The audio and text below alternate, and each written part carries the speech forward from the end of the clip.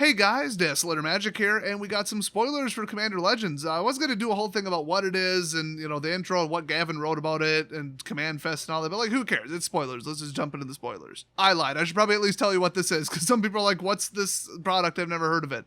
They've been mentioning it. Gavin's actually been working on it for 6 years.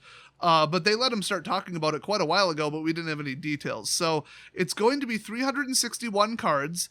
165 of them are brand new cards, and the rest are reprints. So, sound like Modern Horizons much? But they're actively trying to distance themselves from that. They literally said word for word, this is not another Modern Horizons, even though it is, because they want to distance themselves with how toxic the reception was after Modern Horizons came out. Beforehand, people were like, cool. When it came out, people were like, okay, cool, good value, whatever. And then when it just started ruining the format with all the pushed garbage that they put in it, then people turned on it real quick. So this is just another Modern Horizons. I don't care what they say. But I mean, anything that comes out, like Conspiracy 2, Take the Crown, those are legal in Commander. The Commander decks that they come out with every year are legal in Commander. So adding new cards to Commander that Wizards designed specifically for it are not a new thing.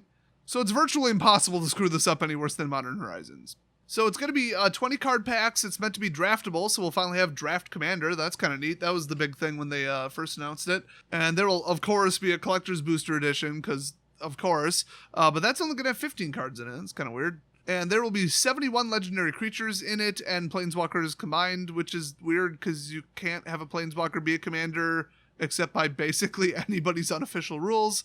And every single pack will have 2 legendaries in it and a guaranteed foil. So, not bad.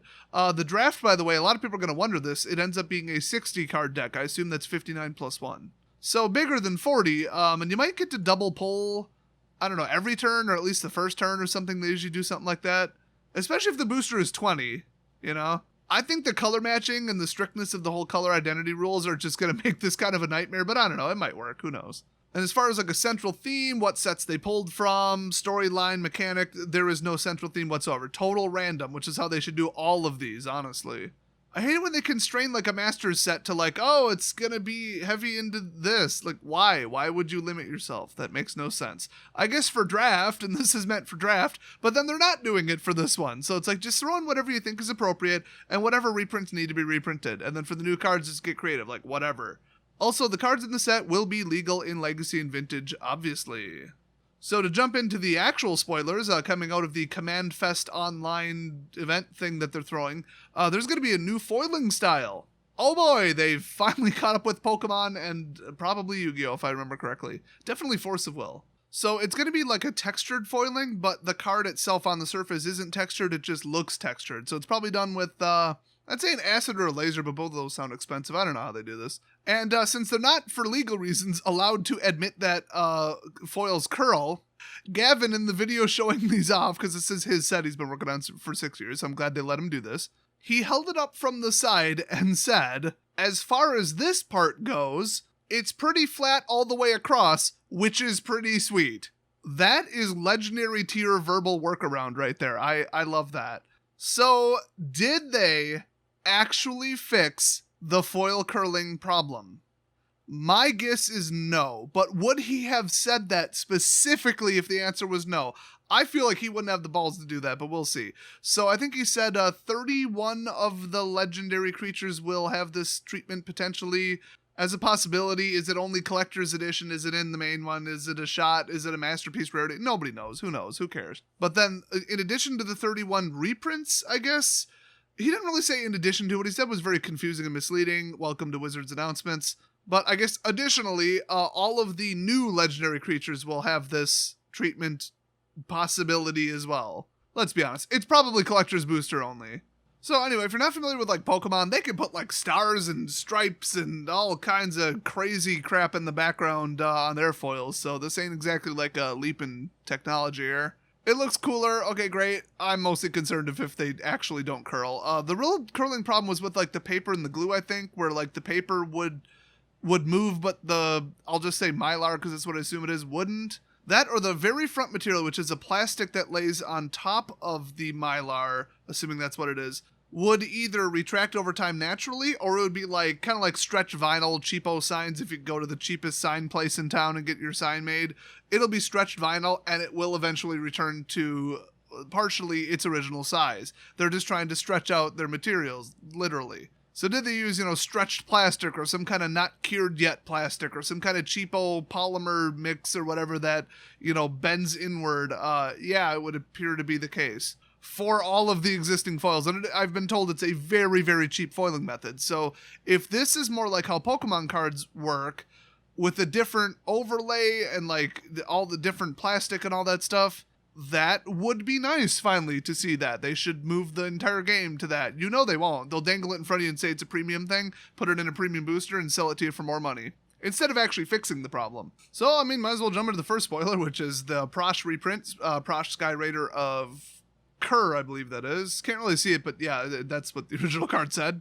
So, triple color 6 costs. I always thought 6 was a little high for a commander. Then again, my commander. But whenever you cast a spell, create X01 red kobold creature tokens named Kobolds of Kerr Keep, where X is the amount of mana spent to cast Prosh. Very commanderish card. I do kind of like that. That's pretty funny. An army of 0/1 red kobolds. And then if you sacrifice another creature, Prosh Sky Raider of Kerr gets +1/+0 until end of turn. I wonder where you'll get those creatures. So that was a Commander 2013 card. Pretty weak, pretty poor choice of a commander, but, if you really just want to pile on that commander damage, I guess, I don't know, whatever. But yeah, he was already reprinted in Masters 25, so he's down to about $5. Next up, we have a card that appears to be brand new, Elena Kessig Trapper, 5 cost 4/3 with first strike, and add an amount of red mana equal to the greatest power among creatures you control that entered the battlefield this turn. And then partner, interesting, you can have 2 commanders if both have partner. Yeah, you knew we were going back to that extremely unpopular mechanic. Now that said, you almost had to have partner for draft reasons. Come on.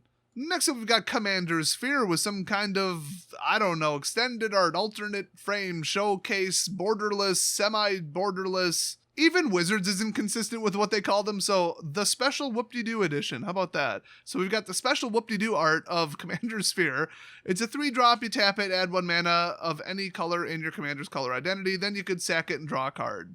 I'm sure we're all just absolutely shocked that this was reprinted. Now, the supply of this isn't as tight as you might think. The demand for it is pretty nuts, but it's about a 60-cent card. And then, of course, there's the special Whoop-de-Doo art version of Command Tower, which is a better overall card.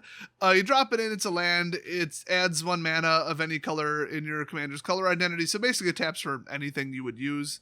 Comes in untapped, so if you had a 3-color commander, this is a little bit more useful than an original, $500 dual land. And yeah, they've printed it so much, it's about $1.50. This is probably there for draft reasons, not for money reasons, and both of these are commons. Next up, we've got Halana Kessig Ranger. Now, if you thought there was going to be men in this set, men are the worst. So yeah, this brand new card is a 3/4 for 4. It's another legendary creature with partner. It has reach, and whenever another creature enters the battlefield under your control, you may pay 2 generic. When you do, that creature deals damage equal to its power to target creature. Okay, there's a 5-drop red dragon in standard right now that does that, and it is 100% USDA certified grade A toxic bullshit. Oh, that one I believe is completely free. This you actually have to pay 2 mana for. So, they made it fair finally, guys. Oh, good. So, next up we got Keeper of the Accord. That appears to be another new card. I say appears because, honestly, the 2 different websites I'm searching on are notorious for not finding cards. So if I get one of these assessments wrong, don't blame me, blame the shitty websites. At least I'm not using Scryfall or Goldfish, which are your number 1 and 2 sources for inaccurate information about the game. So anyway, this is a human soldier, non-legendary. It's a 3/4 for 4, and at the beginning of each opponent's end step, if that player controls more creatures than you, create a 1/1 white soldier creature token. So in multiplayer, that'd be hilarious. At the beginning of each opponent's end step, if that player controls more lands than you, you may search your library for a basic plains card, put it onto the battlefield tapped, and shuffle your library. So pretty nice. This is really similar to an old white card that a lot of people play. I think it's a white card. I don't know. It would take a lot of effort to find it because I don't remember the name, but kind of a neat effect. I like it. It's a little guaranteed playing catch up there. He's only, 1 card out of 99 in your deck, though, so you can't really rely on it, but I'd probably include it. It's pretty good. Next up, we've got Sengir the Dark Baron. It's 4/4 for 6. We had some hinting ahead of time that we might see a new Sengir card, so that's cool. He's usually overpowered as balls when they print him, though, so this will be entertaining. Legendary creature, of course. Partner, of course. And flying, whenever another creature dies, put 2 1/1 counters on them. Yep, they pushed that a little bit. Whenever another player loses the game, you gain life equal to that player's life total as the turn began. Okay, so there have been effects kind of like that in multiplayer Commander before. I just like that they're doing that. It's Commander specific. It's a new card. They might as well. You'd never find that on a card normally. So it's like, if this is the opportunity to do it, yeah, do it. I will say though, eliminating a player just because you can, because they're the weakest and you have enough damage to do it, and then doing it in a multiplayer game just specifically to have that trigger go off is kind of a dick move. It's not even that good of a trigger. I usually agree to leave them alive so that we can team up to somebody else who's stronger, so I don't have to worry about them the next turn, you know what I mean? So this card should have been called Sengir, Who's Bad at Tactics. So next up we've got Rejuvenating Springs. This appears to be a brand new land, and it's just another basically dual land for Commander without them actually printing dual lands. So it enters the battlefield tapped unless you have 2 or more opponents. So in any multiplayer Commander format, this is literally a dual land. And then outside of Commander, this is an absolutely useless potato. So this will be a new unholy bane of your wallet. Next up, Spectator Seating. That's got to be a reference to Battle Bond. But yeah, same BS, different colors. Then we got the Prismatic Piper. If the Prismatic Piper is your commander, choose a color before the game begins. The Prismatic Piper is the chosen color, and then partner. So this is like definitely acknowledging that draft and commander don't go together. Now that said, did you notice that this is a 3/3 for 5 shapeshifter, and it doesn't do anything involving shapeshifting in the actual game? Also, if you do choose to make this your commander, you might have noticed that this card does dead-ass nothing. It is a vanilla 3/3 for 5. Wow, like, how bad would your drafting skills have to be for you to, like, have to throw this in? I mean, I would say, okay, this is the great equalizer. You just want to run a good deck and just ignore the commander slot, except it says a color. If this said a color or combination of colors, I'd be saying, okay, I see what they did there. This is a monocolored shapeshifter.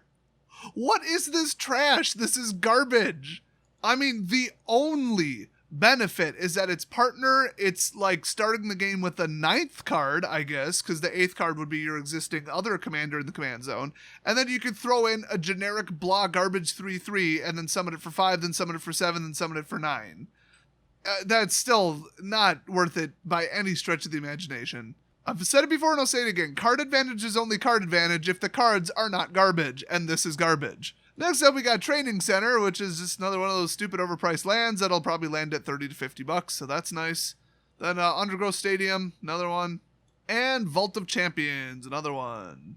And that is it. That is all the spoilers. So, I don't know, kind of interesting. I mean, I haven't played Commander in years, so it doesn't interest me that much, but I can appreciate it for what it is. Also, I should say, there's a Sengir the Dark Baron alternate art promo thing, where if you go to a preview event, which is currently illegal to hold in North America, well, I shouldn't say illegal, in some places it is, but it's against WPN terms of service to go to any structured play event, or hold one, or anything, so that's interesting. But this is November. You know, call me crazy, but the charts don't seem to say that we'll be at herd immunity by November. About 2 weeks ago, the US hit 5%, by the way, if you're wondering what the progress on that is. Yeah, it's going to come down to the vaccine. So honestly, I don't know how the hell you get this, but it's a thing that exists.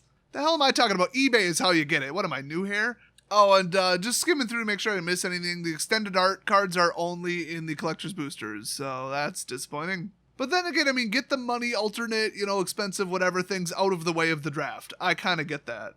And if you thought that we were out of alternate versions of Sengir the Dark Baron, then clearly you don't know Wizards of the Coast in 2020, because here's another version of it. All 71 of the legendary creatures will have an alternate version using... They're calling it a special frame, but can we just be consistent and call it a showcase frame? Oh, now I'm confused, because they have just blatantly, outright contradicted themselves here.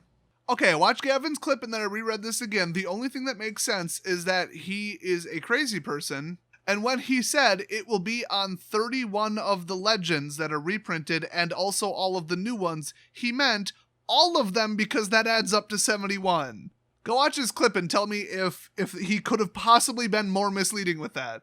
So all of them will be in the new frame and all of the new frames will be in the new foil, I guess. I don't know. I give up. Open a pack and see what you get. At this point, I don't give a shit. It's such confusing, misleading, fragmented shit, and if the last set is anything to go by, they will lie to you about what's in the booster like 4 different ways and then correct it the day before. So anyway, what do you think about this? Will you be picking it up? Do you like the new foil thing? Do you just hope that they don't curl and believe them when they kind of hint at that? I don't know. Whatever comments you got, leave them down in the comment section. That's why it's called the comment section.